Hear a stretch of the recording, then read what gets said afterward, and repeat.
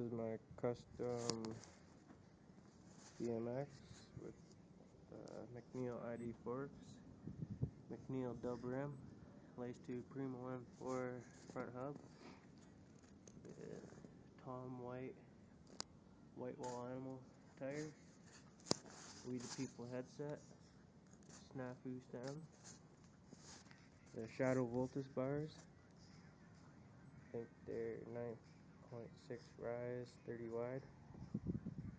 The Odyssey grips with Black Label bar ends, We the People seat, the Scavenger tunnel frame, 1664 half link chain with the Black Label sprocket, Demolition rim, Lace 2 Demolition hub. Not sure what the hub guards or the pegs or the crank. Metal S&M 101 pedals, animal seat post. Can't really see it right now.